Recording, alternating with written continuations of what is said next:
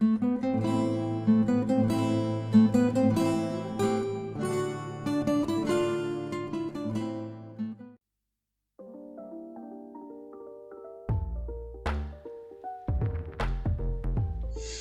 up, guys? It's Low Roll Legend. I'm joined by Crisis today, and we plan to take a look at some of the Zelda series that we have seen out there and try to decipher how true they are. What's up, Crisis? How are you? I'm doing well, man. I like to preface this by saying that the Zelda timeline itself was initially a fan theory. There wasn't anything really confirming its validity or not until statements from Aonuma and Miyamoto, and then finally the Historia. So any one of these could eventually just be stated to be the case in some guidebook or some author statement at some point down the road. But what we're doing now is just sort of looking at these sort of pervasive theories that we've seen in the Zelda community, and just using what we know as fact and seeing just how valid we think they are. And again, it's all just down to our personal opinion. Most of these you can sort of take them or leave them. A lot of these are kind of vague in nature anyway. Not really much to say whether yes or no they are the case, but we're just having a little fun here, just looking at some theories. Yeah, I don't think it's crazy to say that Aonuma and the Zelda team probably find some of the best theories, like the timeline, and implement some of the best ones, because most of these theories we make are just out of Nintendo trying to implement a new mechanic or a new story, and then us fans actually put two and two together. So what's the first theory on the list here? What are we looking at first? So we're taking a look at the hero shade from Twilight Princess, specifically if the hero shade is the cursed swordsman that you find walking around outside of Hyrule Castle. This is a pretty easy one to sort of assess. Obviously, the hero shade is the specter-like figure who teaches you all the sword techniques throughout Twilight Princess. He was confirmed to be the spirit of the hero of time, which is one of my favorite elements from that game. You don't really get a lot of instances of that, of a prior hero interacting with a current one, but he has been confirmed to be the hero of time. And some people have also speculated that he is the cursed swordsman who is buried at Hyrule Castle. Really, this theory is pretty easily, I guess you could say, debunked, just per the fact that we actually see the cursed swordsman himself, and he's pretty clearly not the hero shade. It's more just like he's just a random character, just a random swordsman that eventually served in Hyrule's army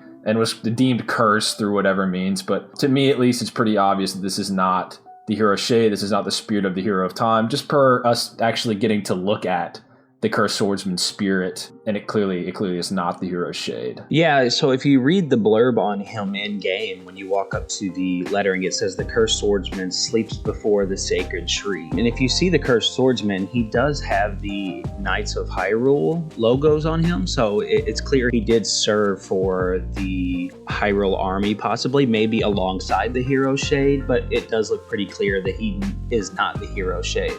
Yeah, some people have kind of drawn parallel to that little blurb, sleeping under the sacred tree, and maybe drawn parallels to like the hero of time, the Great Deku Tree. We know that the hero of time's mother died near the Great Deku Tree, or at least within the forest there, the Lost Woods. But that's really just a little surface level illusion, but I really don't think it's anything more than just a coincidence in this case. Yeah, and the sacred tree, or the area where he's buried, is nowhere near where the Great Deku Tree would be buried. So yeah, to sum it up, this one is very likely not true. The second one we're looking at here is, again, another theory from Twilight Princess. This one's actually one of my favorites. It's that the city in the sky seen throughout Twilight Princess is Skyloft. That Skyloft from Skyward Sword eventually became this city in the sky. And in conjunction with this, the Oka seen throughout Twilight Princess are an evolved versions of the Loftwings, or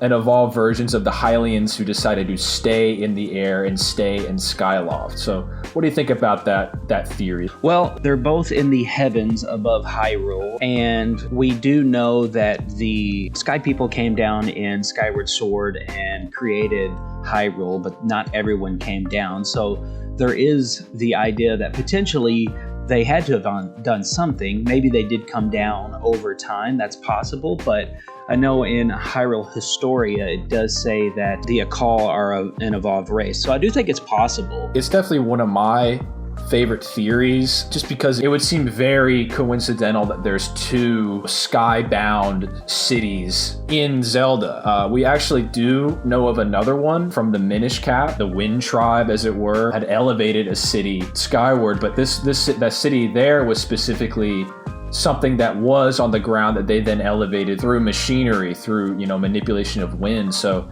that could have been the case for the city in the sky as well. It's also stated in the Hyrule Historia that the relation to the Oka, where they stand within the Sky era, the Skyward Sword time era, Historia claims that there isn't really a known connection between the two. I do think that if you look at the respective lore for the Oka and the city in the sky in comparison to Skyward Sword, it does seem to be strikingly similar. We know that the Oka were allegedly a race of species even closer to the goddesses than even the Hylians, and that they actually acted as sort of ambassadors for the gods, sort of, a middleman between the gods and the Hylians, the mortals. It certainly sounds like something we should have seen in Skyward Sword, which I think is where a lot of people draw this theory from. It's like this would be something that would fit right in with that Genesis origin story that Skyward Sword presents itself as. There's not too much to specifically state whether the Oka are Loft Wings, some evolved version, or Hylian specifically. So I think this theory, it definitely has some weight to it, but there's nothing, in my opinion, to specifically place it as this is clearly Skyloft that became a bit derelict and it wasn't just floating via whatever magic, that it actually had to be mechanically maintained in the sky. But what's your opinion on it? Well, if you take a look at the aesthetic of the Oka, they have humanoid faces and a bird-like body. And if you know Zelda, you know that the Zora in certain timelines eventually evolved to be the Rito because of their surroundings. They went from a fish-like creature to a bird-like creature because of the water situation after Hyrule was flooded. So I don't think it's crazy to think over time the Skyloft people potentially, or even the Loftwings, evolved to these humanoid-like birds to deal with the changing times of Hyrule. So I think that this one is not guaranteed, but it seems to possibly be implied. It's not even just that the Zora happened to evolve. It's specifically stated that the goddesses intervened and sort of forced this evolution. And seeing that the Oka are just blatantly stated to be ambassadors for the goddesses, you could further extrapolate that perhaps the goddesses directly intervened in this evolution as they did with the Zora in the adult timeline. I think this is probably one of my favorite Zelda theories because it's definitely one that seems plausible. While it is hypothesized in-game, even in-game it's presented as just a possibility, the lore lines up a lot with what we ended up seeing in Skyward Sword of these skybound beings closer to the gods. So yeah, I think pretty plausible. Nothing to explicitly state it, but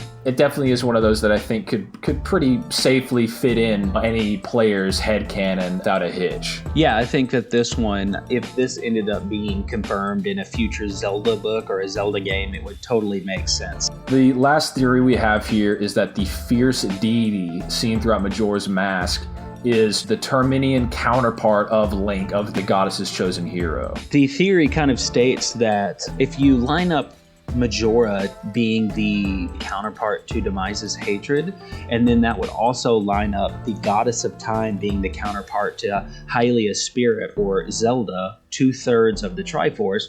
Where does that leave the Triforce of Courage? Where does that put this person in Termina? And if you take a look at the fierce deity, even look at the aesthetic of the mask, it looks a lot like Link. So it does seem plausible that this is Link in Termina.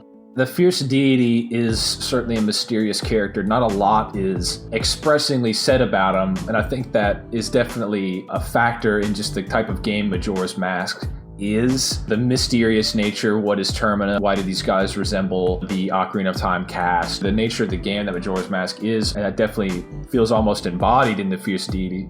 But it begs the question, where is this world's hero? Link is an external character here. He doesn't belong in the realm of Termina. So in the Fierce Deity would be the best candidate for this. The only real concrete information that we have about the Fierce Deity is that the mask is made up of like the hopes and memories of everyone in Termina, of all the people there. But aside from that, the actual origin of the Fierce Deity and his actual nature, there's not a lot to go on. He's clearly a character resembling Link. They reused the adult Link audio from Ocarina of Time to represent the Fierce Deity. Originally in Majora's Mask, there would be an adult Link mask that you could clearly make the case that it eventually evolved into the Fierce Deity, which would leave us to the conclusion that, well, this must be some sort of Link counterpart. I think, again, like with the Skyloft theory, this one pretty soundly fits in, just because there's not a lot to outright debunk this notion. You certainly have to do a bit of the legwork yourself to assume the goddess of time must have chosen the Fierce Deity at some point. Why is he a mask? Well, maybe he, sealed himself up in case either a villain got to Majora's Mask, so someone could then equip the Fierce Deity mask to be able to battle them. Well, there's a couple things to take a look at. Right before you battle Majora at the end of the game, the child gives you the mask to acquire. He's given it to you to have the good guys battle against the bad guys. Typical themes within Zelda and the Triforce specifically. And then if you think about in A Link Between Worlds with Lorule, we know that it's common for these parallel universes to also have the Triforce setup. Sometimes they vary, but they still are the counterparts. So we have Ravio with Link, and then we have Hilda with Zelda, and we have Yuga with Ganon. So it's not crazy that there is this parallel universe Termina that also has the same setup. So as far as the validity of this, I think it's pretty likely. As far as what we know about this, I like how mysterious it is because it lines up with the Majora's Mask game as a whole. So I do think it's a good theory, and I hope we never know the sure answer. All right, well, thanks for having me on, Lorule Legend. It's been a blast, and I hope to maybe do this again at some point, look at some more Zelda theories. Yeah, I appreciate it. We'll definitely come back in a few weeks and touch up on some more Zelda theories. Thanks for joining me, Crisis. All right, no problem. Thanks for watching. As always, thanks for watching, guys. Keep the legend going.